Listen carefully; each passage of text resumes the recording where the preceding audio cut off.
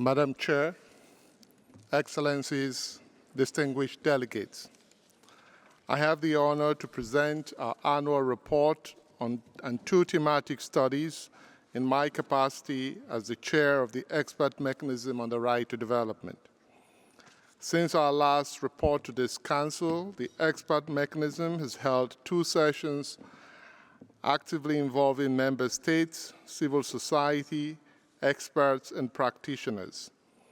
We have also engaged with international negotiations to promote full consideration of the right to development and continued to closely coordinate with the chair of the Intergovernmental Working Group on the Right to Development and the Special Rapporteur, amongst others.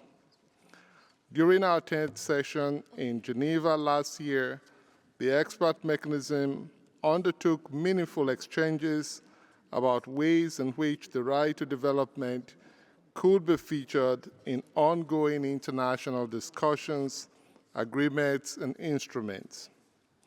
We discussed 2 draft studies and held 6 interactive thematic dialogues aimed at drawing upon experiences, good practices, and strategies to address pressing global challenges. At our 11th session in New York earlier this year, we explored how member states and other stakeholders could face the new global context at multilateral and national levels, looking ahead to the 4th International Conference on Financing for Development. We discussed 2 draft studies and held 3 in-focus discussions. As a result, we issued a package of recommendations for mainstreaming the right to development in the outcome document of the Financing for Development 4th Conference. These documents are available on our website.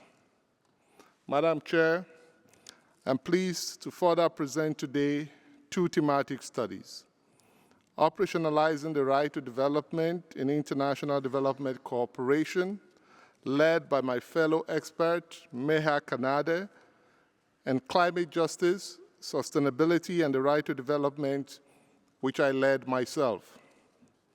They're contained in documents A, HRC 6094, and A, HRC 6095, respectively. The first study explores the cross-cutting normative principles of the right to development that can be mainstreamed across cooperation practices. It focuses on bilateral and triangular cooperation, providing lessons that can apply to other practices, including development banks, financial institutions, and trade organizations.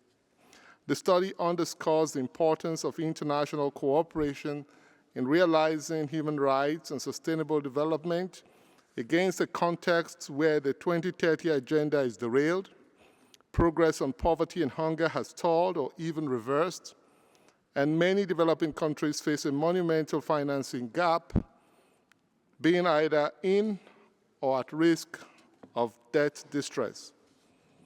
Global partnership and enhanced cooperation are critical, especially for least developed countries and other low-income countries. But when cooperation is ineffective, it can be harmful to the right to development of individuals and peoples. In most cases, conditionalities undermine the recipient's development priorities and goals, as well as its welfare policies, and certain trade and investment agreements can limit the governance and policy space of states. The study analyzes the principles of effective North-South, South-South, and triangular cooperation, identifying good practices in each context. It further shows that operationalizing the right to development at all stages of development cooperation can help to ensure effectiveness, making it possible to make a conscious effort to humanize cooperation. Some of the normative principles of the right to development that the study elaborates are: development is an inalienable right of all individuals and people, it's not a privilege. The right holders should be able to self-determine their priorities. The process by which outcomes are achieved are as important as the outcomes.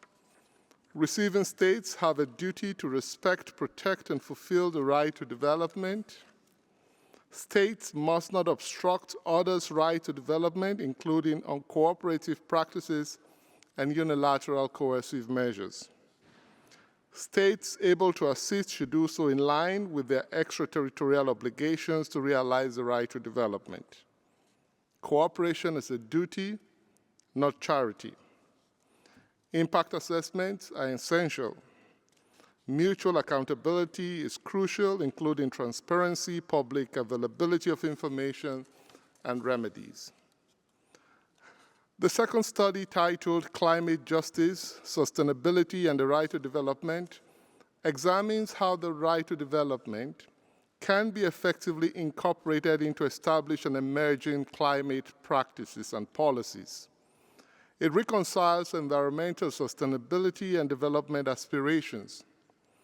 Climate justice is presented not only as a guiding framework, but as a central objective for meaningful and effective climate action.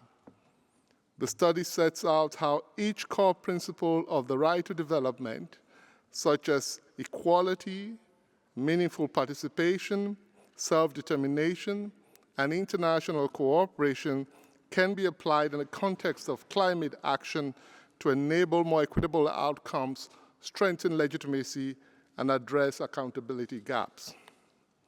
The study offers a normative framework and a set of practical strategies to advance climate justice, highlighting promising practices.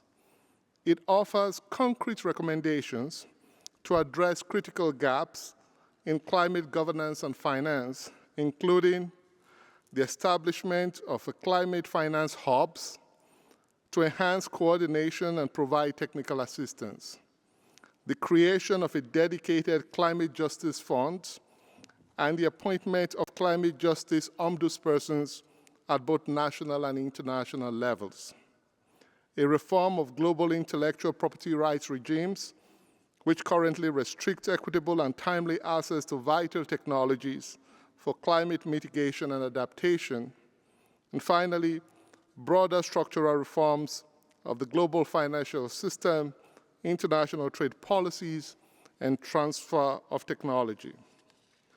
Climate action must respond to lived realities, priorities, and aspirations of those most affected by the climate crisis.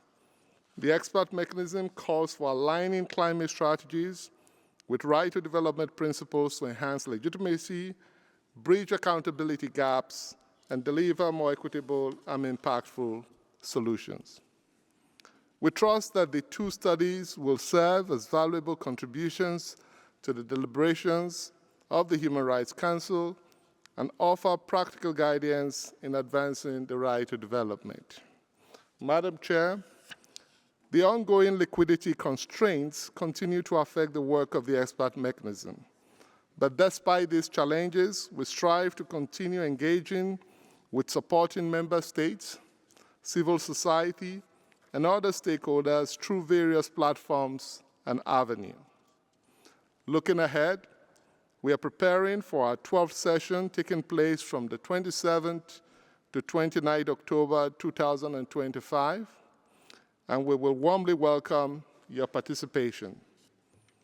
At this opportunity, I look forward to our interactive dialogue and to receiving your suggestions for the effective implementation of the mandate of our mechanisms. I thank you.